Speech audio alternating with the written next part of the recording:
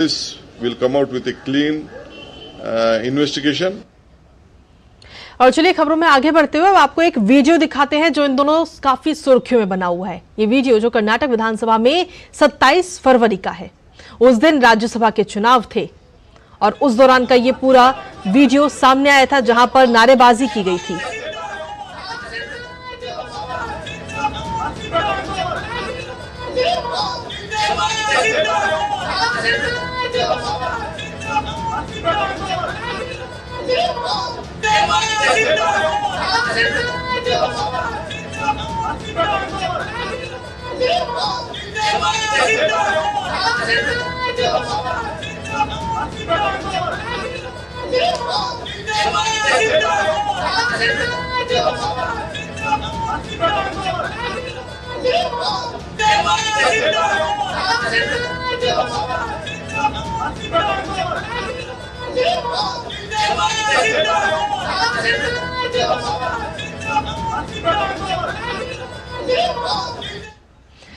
तो देखिए इस मामले को पहले जरा जल्दी जल्दी हम समझ लेते हैं, उसके बाद में इस पर चर्चा भी करेंगे कि 27 तारीख को जब कांग्रेस पार्टी से डॉक्टर नासिर हुसैन राज्यसभा चुनाव जीत गए थे तो उसके बाद में भारतीय जनता पार्टी ने आरोप लगाया कि कर्नाटक विधानसभा में उनके समर्थकों ने पाकिस्तान जिंदाबाद के नारे लगाए, जिसका वीडियो भी हमने आपको दिखाया। वहीं बीजेपी के कुछ नेताओं की ओर से नासिर हुसैन और उनके समर्थकों के खिलाफ रिपोर्ट भी लिखाई गई है। हालांकि इस पर खुद नासिर हुसैन ने इन आरोपों को झुठलाया और कहा कि वो चाहते हैं कि सच सामने आए। तो कर्नाटक विधानसभा के अंदर पाकिस्तान जिंदाबाद के ये नारे लगाए गए, जो इस वक्त काफी ज्यादा सोशल मीडिया पर ये वीडियो वायरल भी हो रहा है। और ये वीडियो जो हमने आपको दिखाया वो बीती 27 फरवरी का है और उस दिन राज्यसभा के चुनाव थे। साथ ही ये भी जानकारी मिली है कि कांग्रेस प्रत्याशी डॉक्टर नासिर हुसैन की जीत के बाद उनके समर्थकों ने ये नारे लगाए थे, जिसकी तस्वीर हमने आपको दिखाई। आखिर कौन है ये लोग, ये भी सवाल कहीं ना कहीं उठ रहा है। बीजेपी ने नासिर हुसैन और उसके समर्थकों के खिलाफ थाने में शिकायत भी दर्ज कराई, जिस तरीके से ये जिंदाबाद पाकिस्तान जिंदाबाद के नारे लगाए गए वहां पर। साथ ही हालांकि कांग्रेस सांसद डॉक्टर नासिर हुसैन ने खुद को निर्दोष बताया है और उन्होंने कहा कि मेरी मौजूदगी में ये नारे नहीं लगे थे। हालांकि पहले तो इन नारों से ही झुठलाया जा रहा था। वहीं पुलिस ने कांग्रेस कार्यकर्ताओं के जश्न का वीडियो भी हालांकि जब्त कर लिया है और अब इस पूरे वीडियो को लेकर लगातार जांच भी चल रही है। फोरेंसिक लैब की जांच में पता लगाया है कि पाकिस्तान जिंदाबाद के नारे तो लगाए गए थे, जिसको लेकर पहले कांग्रेस हालांकि इस बात से लगातार झुठला रही थी कि इस तरीके के कोई नारे नहीं लगाए गए। वहीं बीजेपी और जेडीएस लगातार सिद्धारमैया की सरकार पर अब हमलावर होती हुई नजर आ रही, जब फोरेंसिक जांच में ये साफ हो गया कि इस तरीके के नारे तो लगे थे। साथ ही भारतीय जनता पार्टी इस मामले की जांच एनआईए से कराने की मांग लगातार कर रही है कि इस पूरे मामले की जांच एनआईए के द्वारा होनी चाहिए। राज्यपाल से मिलकर बीजेपी ने पूरा घटनाक्रम भी राज्यपाल के सामने रखा है कि आखिर 27 फरवरी को क्या क्या हुआ था और ये नारे कब और क्यों लगाए गए थे। इस तमाम जो पूरा घटनाक्रम था वो रखा है। साथ ही भारतीय जनता पार्टी कांग्रेस सरकार को बर्खास्त करने की भी मांग कर रही है। कर्नाटक विधानसभा के अंदर पाकिस्तान जिंदाबाद के जो नारे लगाए गए हैं, ये पूरा मामला अब कहीं ना कहीं और ज्यादा गर्माता हुआ नजर आ रहा है। बीते 27 फरवरी को राज्यसभा चुनाव हुए थे और उसी दिन नासिर हुसैन के राज्यसभा चुनाव जीतने के बाद में उनके समर्थकों द्वारा इस तरीके के नारे लगाए गए थे। तो ऐसे में कई तरीके के सवाल उठ रहे हैं कि आखिर कौन है ये लोग जो इस तरीके के नारे लगा रहे हैं, और वहीं नासिर हुसैन भी जब वहीं मौजूद थे तो आखिर उसके बावजूद भी वो क्यों इन सब चीजों का सपोर्ट करते हुए नजर आए। आखिर क्यों पाकिस्तान जिंदाबाद के नारे वहां पर लगाए गए हैं, और इसी पर चर्चा करने के लिए हमारे साथ में इस वक्त दो मेहमान हमारे साथ जुड़ रहे हैं। सबसे पहले उनका तारुफ आपसे करा देते हैं। भारतीय जनता पार्टी के प्रवक्ता टॉम वडक्कन जी इस वक्त हमारे साथ जुड़ रहे हैं। टॉम साहब, बहुत बहुत स्वागत है आपका दूरदर्शन पर। और साथ ही हमारे साथ में वरिष्ठ पत्रकार इस वक्त जुड़ रहे हैं हेमंत कुमार जी। हेमंत जी, आपका भी बहुत बहुत स्वागत है। नमस्कार जी। नमस्कार। सबसे पहले टॉम वडक्कन साहब, मेरा सवाल आपसे है कि जिस तरीके से ये वीडियो हमने अभी अपने दर्शकों को भी दिखाया है कि जिस तरीके से वहां पर नारे लगाए गए, लेकिन वहां पर कोई भी इन नारों का सपोर्ट करते हुए कहीं ना कहीं नजर आ रहे हैं। किसी ने भी ये कोशिश नहीं की कि उन नारों को बंद किया जाए, और सवाल ये भी उठ रहा है कि आखिर कौन है वो लोग जो इस तरीके से हिंदुस्तान के अंदर रहकर पाकिस्तान जिंदाबाद के नारे लगा रहे हैं। देखिए, इसमें एक पैटर्न निकलता है। पहले तो इन्होंने डॉक्टर नितीक्षा कौल को बुलाया जी, जो एंटी इंडियन पोजीशन थे उनके, और उसके बावजूद कॉन्स्टिट्यूशन पर डिस्कस करने के लिए एक सेमिनार में बुलाए थे। और उन्होंने एंटी इंडियन पोजीशन लिया है कश्मीर पर, पाकिस्तान सपोर्टर हैं ये, तो उनको डिपोर्ट करना पड़ा जी। उसके बाद ये आपने इसमें देखा हाउस में जो नारे लगे हैं पाकिस्तान जिंदाबाद, एक पैटर्न है। और उसके तुरंत बाद ये आप जनरल सेक्रेटरी थे कांग्रेस का पहले, एमएलसी जो है अभी हरि प्रसाद जी, जी। वो कह रहे हैं कि भाई उनको बहुत मोहब्बत है पाकिस्तान के साथ। तो ये मोहब्बत के दुकान में ये पहले तो चीन के गुड्स मेड इन चाइना बेचते थे, अब ये लोग मेड इन पाकिस्तान बेच रहे।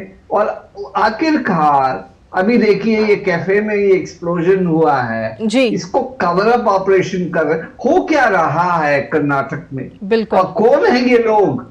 कांग्रेस के साथ जनरल सेक्रेटरी बोल रहे हैं और एक राज्यसभा मेंबर इलेक्ट किया हुआ मेंबर है, वो कहते हैं कि भाई ऐसा कुछ हुआ नहीं। फॉरेंसिक रिपोर्ट आते हुए साफ जाहिर है कि ये लोग थे उधर और ये स्लोगनरिंग हुआ है। तो इन हालातों में प्रश्न चिन्ह ये है कि ये कर क्या रहे हैं। बिल्कुल, कहीं ना कहीं सवाल तो कई सारे उठ रहे हैं कि आखिर कांग्रेस कौन सा एजेंडा अपना रही है और कर्नाटक के अंदर इस तरीके की जो घटनाक्रम है वो क्यों सामने आ रहा है। हमारे साथ में हेमंत कुमार जी भी इस वक्त लगातार बने हुए हैं।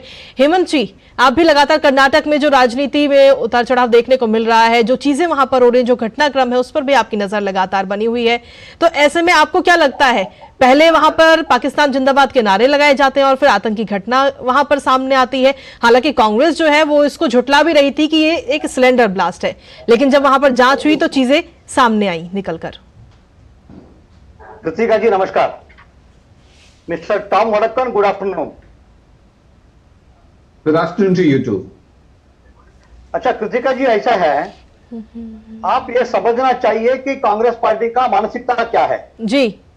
1.5 साल पहले श्री राहुल गांधी जी ने जब लंदन गया था, ही मेट वन जेरेमी करके एक आदमी को से मिल के आया, 40 मिनट बात करके चाय वाय पी के आया। Who is this Jeremy? Jeremy is the one who takes anti Indian stand. वो कश्मीर को एक अलगाववादी मतलब सेपरेट होना चाहिए करके बोलने वाला है, एंटी इंडिया स्टैंड लेने वाला है। राहुल गांधी जब लंदन गया था वो जेरेमी से मिलके आया, नंबर 1। नंबर 2, जैसे टॉम वडक्कन साहब ने अभी कहा, एक कॉन्स्टिट्यूशन के बारे में जो हमारा एक कन्वेंशन हुआ था बेंगलुरु पैलेस ग्राउंड्स में 4-5 दिन पहले, दे हैड इन्वाइटेड वो निशाता कौल। ये कौन है? ये मूलतः कश्मीरी की है लेकिन वो लंदन में रहने वाली है। She always takes a stand against India on Kashmir issue. Okay जी। अच्छा, ये मानसिकता क्या है कांग्रेस पार्टी का? अभी जो कर्नाटक विधानसभा के अंदर, मतलब विधानसभा से बाहर और लॉन्ज में पाकिस्तान जिंदाबाद का नारा हमने सुनने को मिला। बिल्कुल कृतिका जी, आप जानते हैं कि पहले एक माहौल था, एक परिस्थिति थी कि कश्मीर में पाकिस्तान जिंदाबाद की नारा हम सुनते थे। जी बिल्कुल। कहीं भारत और पाकिस्तान के बीच में जो क्रिकेट मैच होता था, अगर पाकिस्तान जीत गया तो कहीं गोरी पालिया में या सुल्तान पालिया में या इलियास नगर में या यारब नगर में कहीं मतलब 1-2 घटनाएं होती थी, पाकिस्तान जिंदाबाद की नारा हम सुनते थे। जी। अरे आज क्या हमारे घर के अंदर आ गया। बिल्कुल। हमारे शक्ति सौदा के अंदर आ गया पाकिस्तान जिंदाबाद। और ये कौन सा परिस्थिति में नारा लगाया था? राज्यसभा चुनाव खत्म हो गई थी, कांग्रेस पार्टी ने 3 सीट जीत गया था। कांग्रेस पार्टी के एक उम्मीदवार नासिर हुसैन का जीत जश्न मनाते थे। उस जश्न में कांग्रेस पार्टी के वर्कर्स, कांग्रेस पार्टी के कार्यकर्ता ये नारा लगाता है। इसका मतलब क्या है? ये मानसिकता क्या है? मानसिकता को हम समझना चाहिए। ये मानसिकता कहां से आया? जी। मैं इसलिए कह रहा हूं कि मैं इसलिए जिक्र किया, राहुल गांधी जी ने वो जेरेमी से मिलके आया लंदन से, निशाता कौल को सरकार ने मुझे बुलाया इवेंट पे। जी। ये तो अलग बात है कि government of India took a very appropriate stand, a timely stand, saying that उनको अंदर आने नहीं देंगे, भिजवा दिया वापस 24 घंटे में। ये तो अलग बात है, because the central government is alert. लेकिन ये मानसिकता क्या है? पाकिस्तान जिंदाबाद, मैं समझ सकता हूं कि राहुल गांधी जिंदाबाद ठीक है, प्रियंका गांधी जिंदाबाद ठीक है, सोनिया गांधी जिंदाबाद ठीक है, नासिर हसन जिंदाबाद ठीक है, लेकिन पाकिस्तान जिंदाबाद क्यों? वो भी कांग्रेस पार्टी के कार्यकर्ताओं के बीच में जब जश्न मना रहे थे, ये कैसे मानसिकता है कि मैं हैरान हो गया हूं। मैं समझ सकता हूं कि कई साल पहले, 4-5 साल पहले कश्मीर में इससे नारा लगाते थे जी, लेकिन विधानसभा के अंदर वो लेके आ गया क्या वो पाकिस्तान जिंदाबाद का नारा। Congress party is solely Holi responsible for this kind of atrocious act. It is a blasphemy. It is a sedition, and the Congress party cannot sit quiet. The Karnataka government, Congress government headed by Siddaramaiah, cannot afford to take a laid back attitude. They have to inquire into this. अब कहते हैं कि FSL report में क्या है पता नहीं है, FSL रिपोर्ट आना चाहिए, आएगा नहीं आएगा, कब आएगा, जब आएगा तब देखा जाएगा, ये क्या मतलब है? You are taking such a serious subject, you are so lightly. Ji, how can you afford to be so lackadaisical? जी, लेकिन हेमंत कुमार जी, जब वो हमारे पास में वो पूरा वीडियो है तो आखिर क्यों गिरफ्तारी नहीं हो पा रही? वीडियो में व्यक्ति का पूरा चेहरा साफ साफ दिख रहा है, उसके बावजूद भी गिरफ्तारी नहीं अभी तक। कृतिका जी, आपके हाथ में अगर कुछ चोट लग गया तो क्या आईना लगाता है क्या देखने के लिए? नहीं है ना, ऐसे देखते हैं ना जी। तो हमारे सामने वीडियो है, हमने वो नारा सुना है जी, हम सब सुने हैं, और हमको चेहरे भी हमको मालूम है कौन है करके। बिल्कुल नासिर हसन के पीछे खड़ा था वो, और सबको मालूम है वो कौन है। The Congress party leaders, Congress party workers no हमारा साथ कौन था, बिल्कुल जश्न में कौन था, ये सब। So there is no need for FSL report. बिल्कुल एकदम साफ साफ तस्वीर में कहीं ना कहीं वो व्यक्ति नजर आ रहा है जो लगातार नारे लगा रहा था पाकिस्तान जिंदाबाद के। आखिर में इतना कहना चाहता हूं कि एफएसएल रिपोर्ट का जांच होगा, एफएसएल रिपोर्ट आएगा। This is a cover up operation, this is nothing but a cover up operation. मैं ऐसा कहना चाहता हूं। मैं बिल्कुल कहीं ना कहीं कवर करने की कोशिश तो की ही जा रही है, और कर्नाटक के सिर्फ ये 2 घटनाक्रम हमारे सामने आए हैं, और पता नहीं इस तरह के कितने घटनाक्रम वहां पर हो रहे होंगे जो हमारी आंखों के सामने भी नहीं है। टॉम वड़क्कन साहब, जिस तरीके से कहीं ना कहीं पहले कांग्रेस इसको भी कवर करने की कोशिश कर रही थी कि इस तरीके की नारेबाजी वहां पर नहीं हुई है, लेकिन वीडियो सामने आने के बाद में वो कहीं ना कहीं बैकफुट पर आई। और वहीं जब ब्लास्ट वाली खबर सामने आई तो पहले कहा जा रहा था कि ये सिलेंडर ब्लास्ट है, फिर उसको भी कवर करने की कोशिश की गई, लेकिन उसकी भी सच्चाई सामने, यानी कि ये कहा जा सकता है कि सच्चाई जो है वो एक ना एक दिन सामने आती है। जहां प्रधानमंत्री के कार्यकाल जब से शुरू हुआ, प्रधानमंत्री नरेंद्र मोदी केंद्र में जब से आए हैं, तब से कोई भी यहां पर आतंकी घटना हमारे देश में नहीं देखने को मिली है। यहां तक कि कश्मीर की अगर हम बात करें तो कितना बड़ा बदलाव वहां पर देखने को मिला है। लेकिन वहीं अब कर्नाटक, क्या यह माना जाए कि कश्मीर की तरह कर्नाटक अब बदलता जा रहा है, या जो बाहरी ताकतें हैं, जो विदेशी ताकतें हैं, वो कर्नाटक में आकर रह रही हैं और इस तरीके का माहौल खराब करने की कोशिश की जा रही है? वहां पे कोशिश तो बहुत है, कांग्रेस पार्टी साथ दे रहे हैं, और ये जो एफएसएल रिपोर्ट है उसमें भी साफ एविडेंस है कि ये मैनिपुलेटेड नहीं है। तो जब ऐसा एविडेंस आपके पास हो, इसको अंग्रेजी में स्मोकिंग गन एविडेंस बोलते हैं। अगर आपके सरकार के पास ये सब एविडेंस है, और पहले तो ये एक्सप्लोजन को इन्होंने गैस सिलेंडर एक्सप्लोजन कहा, कवर अप ऑपरेशन कहा, फिर उसके बाद ये कहा कि बिजनेस राइवलरी, अभी एनआईए इन्वेस्टिगेट कर रहा है, साफ पता लग जाएगा कि कौन किसके इनके पीछे कौन है। और हम समझते हैं पीएफआई, एसएनडीपीआई ये सब बहुत ही एक्टिव है, और ये प्रोटेक्शन है कांग्रेस पार्टी जो दे रहे हैं। कांग्रेस पार्टी को ये इलेक्शन तो आते हैं जाते हैं, लेकिन देश के खिलाफ ये जो हरकत कर रहे हैं, आपके वोटर समझदार है, देश के वोटर जाग चुका है, और आने वाले दिनों में करारे जवाब कांग्रेस पार्टी को मिलेगा। और ये कर्नाटक के रहने वाले भी समझदार हैं, और वो ये कभी नहीं चाहते कि एंटी इंडिया पोजीशन कर्नाटक में हो। ये सच्चाई है कर्नाटक का। लोग तो नहीं चाहते, लेकिन कुछ ऐसे असामाजिक तत्व भी वहां पर रह रहे हैं जो कहीं ना कहीं माहौल बिगाड़ने की कोशिश कर रहे हैं, वहां पर एक दहशत फैलाने की कोशिश कर रहे हैं। अगर देखा जाए तो पहले ये कहा गया था जब सरकार नहीं बनी थी, जो वादे किए गए थे चुनावी वादे कि फ्री बिजली मिलेगी, बस राइड फ्री होगी, साथ ही जो गैस सिलेंडर के दाम है वो कम किए जाएंगे, लेकिन वो तो उनमें से तो कुछ भी कर्नाटक की जनता को मिला नहीं। उसके बदले मिल क्या रहा है? इस तरीके की ये नारेबाजी मिल क्या रहा है, इस तरीके के ब्लास्ट। तो कहीं ना कहीं जो सवाल है वो कई सारे खड़े हो रहे हैं कि जो आपने चुनावी वादे किए थे आप वो तो अमल पर कर नहीं रहे हैं, बल्कि उल्टा कुछ और ही जनता को मिल रहा है वहां पर, और इसका जवाब जनता जरूर देगी आगे आने वाले समय में। टोमवड़क्कन साहब। कृतिका जी देखिए जवाब तो इनको मिलेगा जी, बिल्कुल जवाब तो जनता जनार्दन देगा। और मैं समझता हूं ये कुछ भी गारंटीज दे, अभी तेलंगाना में गारंटी दिया है, अब ये कहते हैं कि वो गारंटीज जब लागू होगा, जब लोकसभा में इनको सीट्स मिलेंगे। अब वहां ये कहते हैं कि कर्नाटक में ये कहते हैं कि पैसा नहीं है हमारे पास और वो डेवलपमेंट रोकेंगे।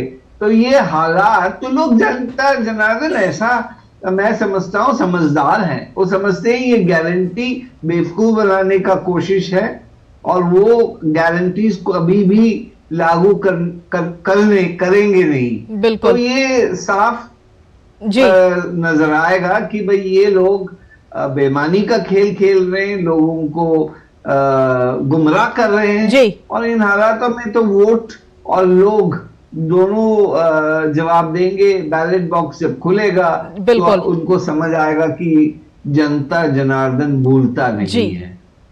ठीक, हेमंत कुमार जी आप कुछ कह रहे थे। कृतिका जी, मैं इतना कहना चाहता हूं कि मोदी जी की मार्गदर्शन में और अमित शाह के नेतृत्व में देश में आज जीरो टॉलरेंस टुवर्ड्स टेररिज्म है। बिल्कुल ठीक है, आपने सही कहा कि कश्मीर में माहौल बदल गया है। जनता नहीं चाहता है कि टेररिस्ट एक्टिविटी चले, जनता नहीं चाहता है कहीं भी, देश में कहीं भी। अगर इसी माहौल अगर होते रहते हैं कर्नाटक में, देखिए शिमोगा में एक हादसा हुआ, कुछ नहीं किया सरकार ने। तो इसलिए मैं कहता हूं कि ये कांग्रेस पार्टी की तुष्टीकरण की नीति जो है जी, पॉलिटिक्स ऑफ अपीजमेंट जो कहते हैं अंग्रेजी में, इसके कारण है। The terrorist feel emboldened, communal elements feel emboldened by this kind of kid gloves method adopted by this Congress government, soft approach of the Congress government. लेकिन जनता ने, as Tom Wadekar rightly, I fully agree with him. जनता समझदार है, जनता समझदार है, जनता समझती है कि क्या कौन क्या है करके। As I said earlier, there is a zero tolerance towards terrorism in the entire country under the leadership of Modi ji and Amit Shah ji. अगर कांग्रेस गवर्नमेंट यहाँ कर्नाटक में इसी नीति को, तुष्टीकरण नीति को अगर वो कंटिन्यू करता है तो जनता आने वाले चुनाव में सबक सिखाएंगे कांग्रेस पार्टी को। बिल्कुल। हेमंत जी, एक आखिरी सवाल और मैं आपसे लेना चाहूंगी क्योंकि मेरे पास समय भी खत्म हो रहा है। एक आखिरी सवाल और कि जिस तरीके से जब ये दोनों घटनाक्रम सामने आए तो क्या ऐसा नहीं होना चाहिए कि इन दोनों मामलों की जांच जो है वो केंद्रीय समिति को दी जाए, जो एजेंसियां हैं हमारी केंद्र की उनको दी जाए, जिससे कि जो चीजें जल्द से जल्द साफ हो? एग्जैक्टली। देखिए कृतिका जी, जब जहां भी टेरर एक्टिविटी होता है, NIA will automatically come in. ऐसा नहीं है कि state government cabinet has to meet, then resolution पारित करना, तो फिर चिट्ठी लिखना, बाद में न्याय आएगा, ऐसा नहीं है जी। सीबीआई इंक्वायरी नहीं है ये। तो NIA team has already chipped in. लेकिन मैं ये जी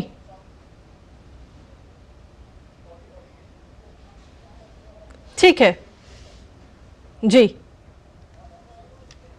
चलिए ठीक है जी, चलिए बहुत बहुत शुक्रिया आप दोनों का हमारे इस खास कार्यक्रम में जुड़ने के लिए और अपना कीमती समय डीडी न्यूज को देने के लिए। टॉम वड़क्कन साहब आपका भी शुक्रिया, हेमंत जी आपका भी बहुत बहुत शुक्रिया।